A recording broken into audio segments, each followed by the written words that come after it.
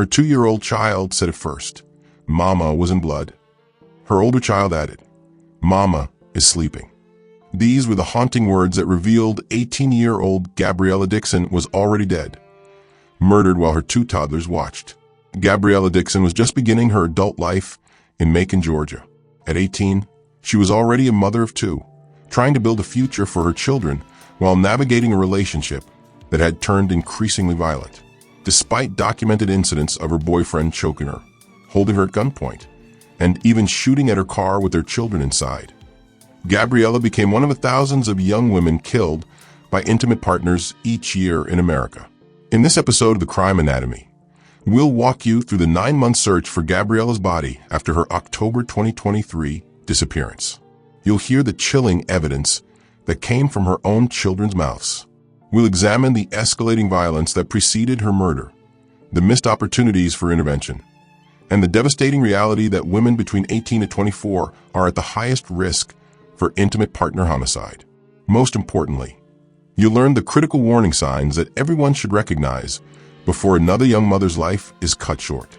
Welcome to The Crime Anatomy, where we dissect not just what happened, but why it happened and how similar tragedies might be prevented. If this is your first time here, take a second right now to hit subscribe and turn on notifications so you never miss an investigation. Now let's uncover the truth behind Gabriella Dixon's murder. Stay with me, I don't want you to leave. I am this close to falling off the deep end. I know I'm smiling right now, but the light inside me is dying.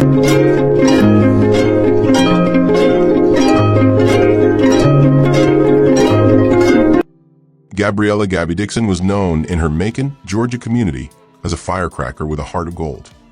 At just 18 years old, she had already embraced the enormous responsibility of motherhood, raising 2 small children with a maturity that belied her young age. Friends described Gabby as warm, friendly, and fiercely protective of her toddlers. Despite the challenges of becoming a mother in her mid-teens, she fought to provide stability and love for her children. She wasn't just surviving young motherhood. She was determined to create a good life for her family. Those babies lit up whenever Gabby entered the room, her mother would later tell reporters. The bond between Gabby and her children was the center of her world, a source of both purpose and joy amid the difficulties she faced. Gabriella lived part-time with her mother, Gabriella Searcy, who provided crucial support as Gabby navigated the complexities of early parenthood. This arrangement became increasingly important as Gabby's relationship with her children's father deteriorated into violence and control. What made Gabby remarkable wasn't just her devotion to her children, but her growing recognition that she needed to break free from her relationship with Reginald Harris III for both her safety and the well-being of her children. By the fall of 2023, she had begun taking steps to distance herself, staying more frequently with family members, and attempting to establish boundaries with Harris. This wasn't the carefree life most 18-year-olds experience. While her peers were focused on college applications or first jobs, Gabby was balancing diaper changes and feeding schedules while trying to extricate herself from a dangerous relationship. Her daily life required courage that most adults twice her age would find challenging. The contrast between Gabby's youth and her heavy responsibilities makes her story all the more poignant. She was still developing as a person herself while guiding 2 new lives. She posted pictures and messages about her children online, showing the pride and love that defined her identity as a mother. In a community where young motherhood wasn't uncommon, Gabby stood out for her dedication. She wasn't perfect. No teenager could be expected to navigate these challenges flawlessly, but those who knew her recognized her commitment to growth and her children's future. This was Gabriella Dixon, young but determined, vulnerable but strong, a mother whose love for her children drove her to seek a better life, a life that would be violently stolen from her before she could fully realize it. Gabriella's relationship with Reginald Harris III began when she was in her mid-teens. Like many abusive relationships, it didn't start with violence. But as time passed and Gabriella gave birth to their 2 children, the dynamic shifted dramatically. By September 2023, what had once been a teenage romance had transformed into something dangerous and volatile. Police reports from this period reveal a pattern of escalating violence that would ultimately culminate in murder. One incident stands out with particular clarity and horror. According to official warrants, Harris choked Gabriella inside their apartment. As she gasped for breath, he held her at gunpoint, making his intentions unmistakably clear. He would kill her if she tried to leave him. This wasn't just a threat, it was a promise. One that research shows abusers frequently fulfill when victims attempt to escape. The violence wasn't limited to Gabriella. In another terrifying incident, Harris allegedly shot at Gabriella's car while their two young children were inside. This willingness to endanger not just Gabriella, but their own children demonstrated the extreme danger Harris posed to the entire family. These weren't private matters that stayed behind closed doors. By fall 2023, Harris had been formally charged with aggravated assault, terroristic threats, and battery involving family violence. The legal system was aware of the danger. Paperwork had been filed. Reports had been made. The violence was documented and known. Despite these charges, Harris remained in Gabriella's life, connected through their children. This is the cruel reality for many victims of intimate partner violence. Complete separation is nearly impossible when children are involved. Court-mandated visitations and custody arrangements often keep victims tethered to their abusers, creating ongoing opportunities for control, manipulation, and violence.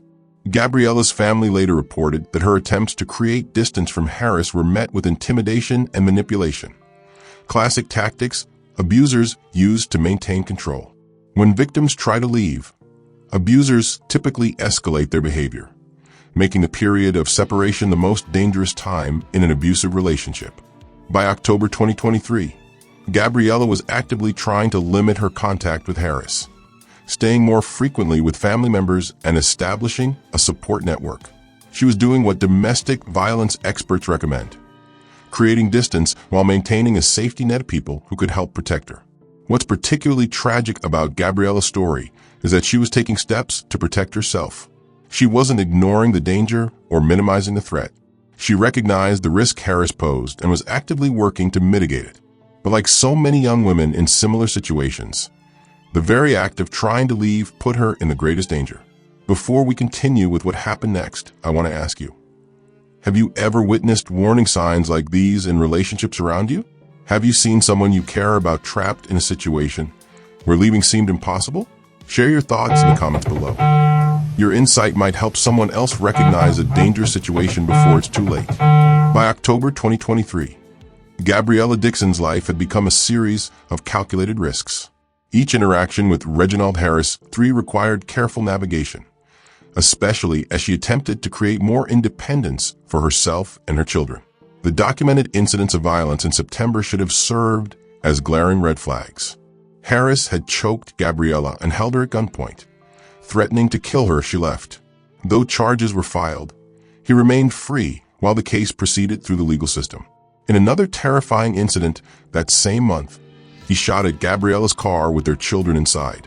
Additional charges followed, but no immediate custody restrictions or supervised visitation requirements were implemented. As autumn progressed, Gabriella attempted to create distance by staying with family members more frequently, yet no formal safety plan was established during this high-risk separation period. These weren't just paperwork incidents. Each represented a moment when intervention might have changed the outcome of Gabriella's story. Research consistently shows that non-fatal strangulation increases the risk of homicide by up to 750%. When an abuser puts their hands around a victim's throat, it's one of the strongest predictors that they will eventually kill. The day of Gabriella's disappearance began with a routine arrangement. Harris was supposed to drop her off at her father's home. This kind of exchange, the brief, necessary interaction between a victim and abuser connected by children, is often when violence occurs. What exactly happened during that exchange remains known only to Harris, but the outcome became tragically clear by that evening. Later on October 30th, Harris appeared at Gabriella's mother's house with their two young children, but without Gabriella. This immediate red flag triggered alarm for her mother, who knew her daughter would never willingly abandon her children. Then came the most chilling evidence of all. Words from the mouths of toddlers too young to understand the horror they were describing. According to the missing person report, Gabriella's 2-year-old said Mama was in blood, while the older sibling added, Mama is sleeping. These innocent statements revealed the brutal truth that the children had witnessed something no child should ever see: the violent death of their mother. When Gabriella's mother tried calling Harris to demand answers about her daughter's whereabouts, he acted very suspicious, according to the official police narrative. His behavior only confirmed what the children's statements had already suggested. Something terrible had happened to Gabriella. The next day, Gabriella's mother reported her daughter missing. The Bibb County Sheriff's Office launched what would become a 9-month search operation. As days turned into weeks, volunteers scoured wooded areas and parks throughout Macon. Carolyn Creighton Park and the Okmulgee Heritage Trail became frequent search sites as family, friends, and community members refused to give up hope of finding Gabriella. Her family organized vigils and distributed flyers with her photo, determined not to let her become just another cold case. They knew what the statistics suggested, that Harris was likely responsible for her disappearance. But without a body, the case remained officially unsolved. As November arrived and detectives investigated further, Harris's story quickly revealed inconsistencies. He was arrested on multiple counts, including tampering with evidence and domestic violence-related assault charges. Another name entered the investigation: Jatarvius D'Angelo Price, a 19-year-old associate of Harris. Price was arrested after investigators discovered he had made false statements to mislead authorities about Gabriella's last known whereabouts. This suggested not just a crime of passion, but potentially a planned murder with an attempted cover-up. Price was initially granted bond that month, but his freedom would be short-lived as the evidence against both men mounted. Meanwhile, Harris remained in custody, still denying involvement in Gabriella's disappearance. For nearly 9 months, Gabriella's family lived in agonizing limbo. They knew in their hearts what had happened, but without physical evidence, closure remained elusive. Law enforcement combed through electronic data, phone records, and surveillance footage, building a case piece by piece. During this time, Gabriella's 2 young children remained without their mother, their innocent words about Mama and blood haunting everyone involved in the case. These toddlers had not only lost their mother, but had likely witnessed her murder, trauma that would shape their lives forever. After 267 days of searching, a construction crew working near Bowden Road in Monroe County, Georgia, made the discovery Gabriella's family had both dreaded and needed. Human remains were found in a wooded area close to 2 active work sites on July 24, 2024. The Bibb County Sheriff's Office quickly responded, and the evidence at the scene pointed to the remains being those of Gabriella Dixon. Her mother, Gabriella Searcy, told reporters she was 99% sure it was her daughter based on the red hair and clothing found with the body. The Georgia Bureau of Investigation conducted DNA testing to confirm what the family already knew in their hearts. For the Dixon family, the search had ended, and the process of mourning could finally begin. They scheduled a memorial service for August 10th to honor the young mother whose life had been cut so brutally short. That same week, arrest warrants were officially issued charging Reginald Harris III with murder. Both he and Price were denied bond. Police concluded that Gabriella was likely killed soon after the October 30th drop-off, before Harris appeared at her mother's house later that night with the children. The evidence suggested that Gabriella had been murdered within hours of her disappearance, exactly as her children's statements had indicated 9 months earlier.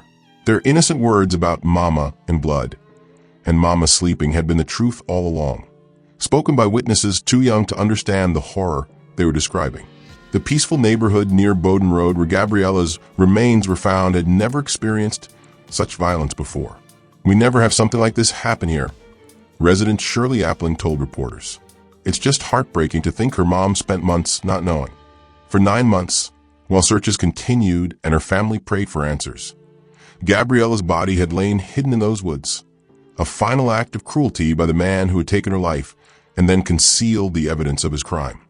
Okay, so here's what's happened since the breaking news yesterday. 2 men investigators arrested in the case appeared before a Macon judge. The first is 20-year-old Reginald Harris, who's charged with murder. He's the father of Dixon's children. His cousin, 19-year-old Jatarvius Price, is charged with conspiracy to commit murder. Now, both Harris and Price asked for a commitment hearing. That's a hearing where the prosecution has to show that there's enough evidence to justify holding them. The judge denied both men bond. Now they're in the Bibb County Jail. The investigators arrested Price Wednesday in Monroe County. That's the same county where a construction crew discovered remains in the woods near Highway 87 and Bowden Road. As of October 2025, the legal proceedings against Reginald Harris III and Jatarbius D'Angelo Price continue. Both men remain in custody at the Bibb County Law Enforcement Center. Harris charged with murder, aggravated assault, and battery domestic violence, and Price charged with conspiracy connected to the killing. The path to justice has not been smooth. In February 2025, Harris was stabbed during a violent altercation inside the detention center, an incident that briefly revived media attention on the case. Despite this, the legal process moves forward, with both defendants awaiting trial. Gabriella's family continues to express frustration over how long it took to locate her remains and press full murder charges. They have used interviews and local news coverage to advocate for stronger protections for victims of domestic abuse and more immediate responses to missing person reports involving violent partners. What happened to Gabriella Dixon was not an isolated incident. Her story reflects a tragic pattern that plays out across America every day. Young women between the ages of 18 and 24 face the highest risk of intimate partner homicide. The warning signs in Gabriella's case, prior choking, threats with weapons, and isolation tactics, are well-documented predictors of lethal violence. Non-fatal strangulation is one of the strongest predictors of future homicide in domestic violence cases. When Harris choked Gabriella in September 2023, this wasn't just another assault. It was a rehearsal for murder. Research shows that victims who have been strangled by their partner are 750% more likely to be killed by that same partner. If you or someone you know has experienced strangulation, understand this is a 5-alarm fire requiring immediate intervention. Even a single incident of strangulation should be treated as a potential homicide in progress. The most dangerous time for victims of domestic violence is when they attempt to leave. Gabriella was actively creating distance from Harris when she was killed, a pattern that repeats in case after case. Gabriella's children not only lost their mother, but witnessed her murder. The trauma of such an experience creates lifelong psychological wounds that require specialized intervention. Gabriella Dixon's life was cut tragically short at just 18 years old. She never had the chance to see her children grow up, to build the stable future she was working toward, or to experience the full measure of her potential. Her death leaves 2 children without their mother and a family forever changed by violence. Yet her story serves a purpose beyond the tragedy itself. It stands as both a warning and a call to action, that each report of domestic violence must be taken with the utmost seriousness, that strangulation must be recognized as the deadly predictor it is, and that young mothers facing violence need comprehensive support systems that acknowledge the unique challenges they face. The peaceful neighborhood where Gabriella's remains were found will never be the same.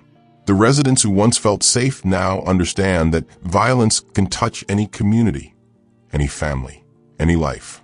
But with that understanding comes the possibility of change, of neighbors who watch out for each other, of communities that don't look away from warning signs, and of systems that respond more effectively to protect those in danger. This has been the Crime Anatomy, where we examine not just how crimes happen, but why they happen and how they might be prevented. If Gabriella's story has impacted you, please take a moment to subscribe to our channel and share this video. Your simple act of sharing could reach someone who needs this information right now. In the comments below, tell us, what do you think needs to change to better protect young mothers from domestic violence? What warning signs do you think are most often missed? Your insights might help someone recognize danger before it's too late. Until next time, stay informed, stay vigilant, and remember, understanding these tragedies is the first step toward preventing them.